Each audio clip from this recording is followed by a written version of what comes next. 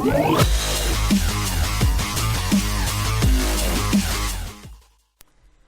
guys, it's Ash, and many of you guys have been asking for attack strategy videos on Clash Royale. So I'm going to start off with some great content for beginners. So in this video, I'm going to share some of the best beginner decks revolving around the Prince card. So here's one of the best decks revolved around using your epic Prince card. You first have obviously the Prince, which is a melee troop, same with the Giant. Both are very good tanks.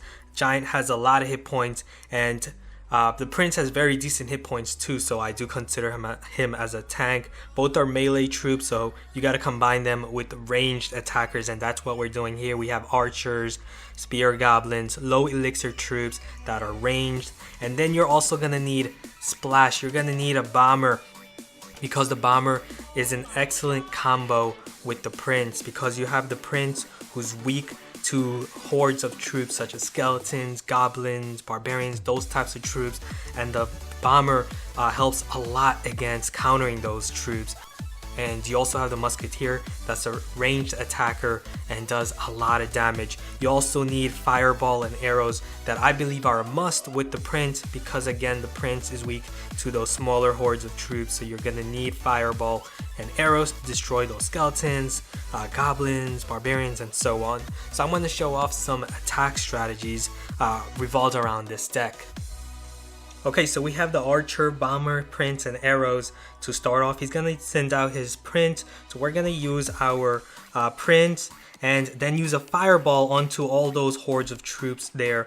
And now we're going to combine our Prince with the bomber. So if he has any other hordes such as skeletons, he's using a tombstone. So as you can see, the bomber quickly took out the tombstones, and now the bomber is going to deal some damage. So already we've taken the advantage, gained some hit points. So what we're going to do now is we're now going to wait and load up on elixir first before sending out any other troops. So he's going to already send out his barbarians here. So we're going to send out our giant to shield, and then place our spear goblins and archers behind them to deal damage. So the giant, the role he's playing is as a meat shield. He's shielding our spear goblins and archers, and that's going to allow them to again attack his tower. So here he has a bunch of skeleton army. We're not going to attack it, it's already weakened, but we are going to use the arrows to finish off his horde of goblins and archers. So now we're going to now send out our musketeer, and unfortunately we don't have enough elixir to support her, so we're not going to waste sending out our giant or Prince, because it's already too late. They're going to fall behind the musketeer. You want the musketeer to be behind your tanks, such as your giant and Prince. So here again, we're using the bomber. We're going to use the giant to shield, and then the bomber is going to remove the hordes of troops. So as you can see, that bomber's dealing damage to all of those barbarians as the giant is shielding. So he's going to send out more goblins and archers, and that's not going to help because the bomber is going to be able to take them all out. So the bomber plays a very special role as a ranged splash attacker. And now we have double time, so now we're going to send out our Prince, and we're also going to use the musketeer behind the Prince. So the Prince as a melee troop is going to guard our bomber and musketeer. Now the bomber, this is an excellent combination. You have the bomber behind, you have the Prince, and then you have bomber and musketeer behind, so you have both a good distribution of splash damage and point damage. Your bomber is dealing splash damage to hordes. So here we're now going to send out our Prince, and this should seal the deal. He's going to send out his barbarians, not going to help. We're going to now use our bomber. So now we have bomber, we have musketeer, we have goblins, bunch of troops behind our Prince, and now we can finish it off with a fireball onto that tower. We didn't need it, but that's going to seal the deal. 1 crown, and time's gonna run out. We can now use the giant here just to shield if we need to, but that's unnecessary, and that's gonna be a victory. Okay, this time I'm going to be battling Cameron, and he has the baby dragon, so I'm going to show you how to counter that. So he's going to start off with his giant. I'm also going to start off with my giant. He's going to start off with his goblin hut. So already he wasted 10 elixir there, so that tells me he has like around 3 elixir at the moment, so not too much he can do here. I'm now going to combine my giant with the musketeer on the left, and on the right side I'm going to use my Prince. Prince does a lot of damage. So I'm going to use him to take out that giant before it does too much damage. So now I'm going to combine it with my spear goblins to take out the giant, and then also work on trying to take out his baby dragon. On the right side, as you can see, I have my musketeer behind my giant, so I'm doing very good there. And now I'm going to combine my prince with the bomber and the spear goblin on the left side, and already almost have taken out his second tower. So this is looking very good. I'm now going to load up on my elixir again. He sent out archers, not a problem. I'm just going to send out my own archers. And again, I'm going to combine them with the giant in front. So always keep your ranged troops, your archer, spear goblin, musketeer behind your giant. That's very important. So here I'm not going to send out my musketeer. And the musketeer is a very good counter against the baby dragon. She does a lot of damage and she will pretty quickly take out that baby dragon threat. So you can use multiple ways of taking out the baby dragon. You can use the giant or the prince to distract and shield, and you can use your musketeer or your archers and your other troops to take out the baby dragon. So the baby dragon is actually very easy to counter as long as you have those air attacking troops such as the musketeer, archer, spear goblins. You need multiple air attacking troops to deal with those baby dragons. So good game, thanks. Okay, this time we're up against High and he's using the witch card, so I'm going to show you how to counter that. So we're going to start off with the archers, bomber, fireball, arrow, lots of offensive troops. So we're going to start off with the archers here and then couple them with the musketeer. And it looks like he has his goblin hut, which is a great defense, paired up with his knight and a musketeer behind, so that's very good. And I'm going to use my own spear goblins to counter his musketeer here. Disallow her to deal any damage onto my towers.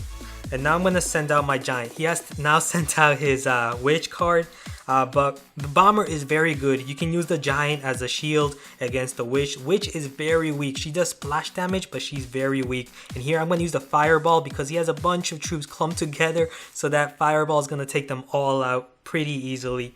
Looks like I still have my giant, but he is being weakened. So here I'm just going to send out my prince. He sent out minions. Unfortunately, the minions are not going to stop my prince from charging straight into that tower. So he's going to deal some extra damage, and then I can use my spear goblins to destroy the minions. So far it's looking very good. So again, I'm just going to load up on elixir. I'm not going to try to counter that goblin hut. No point in doing so. I'll just let it deal some residual damage onto that tower on the left. And now I'm gonna send out my giant since I now have a loaded elixir bar. He's gonna send out his knight. Okay, now I do know he has a witch, I know he has a musketeer, but whatever it is, I can combine my giant with my musketeer behind and remove that knight. And then I can now combine my giant with bomber. Unfortunately, he used a fireball very cleverly, took out my bomber. So here he sent out his minions. I have a weakened musketeer. No point in sending out prince or my goblins at this point.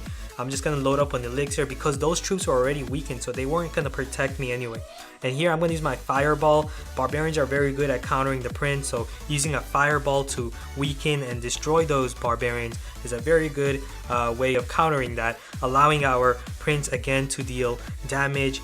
And here the prince again is shielding for my bomber. Musketeer is your strongest attacking unit next to your prince. Always try to use her and always try to use her behind one of your melee troops such as your prince or your giant. Again, we're going to use archers here, and now we're going to focus on the left side. We're just going to use a fireball here to take care of the barbarians there. And it looks like time's running out, but we're up by a tower and it looks like we're going to win this. Good game. So plenty of ways to counter the witch. You can use the bomber behind your giants. You can use your musketeer behind your giants. So as you can see, this deck is very balanced against all other threats that you're going to face around these lower arenas, against witches, baby dragon, opposing prince, skeleton armies, and so on. Okay, lastly, I want to share a recent attack that I've just done against a level 8 player, and I beat him with this deck, a deck full of Arena 1 cards and the Prince, and I'll show you just how solid and great this deck is.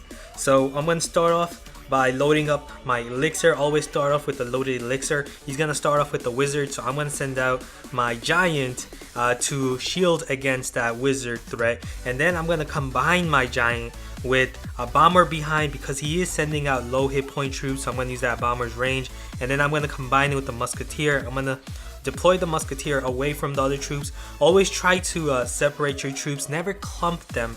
That's one of the biggest mistakes I always see people make, is that they clump their troops all the time.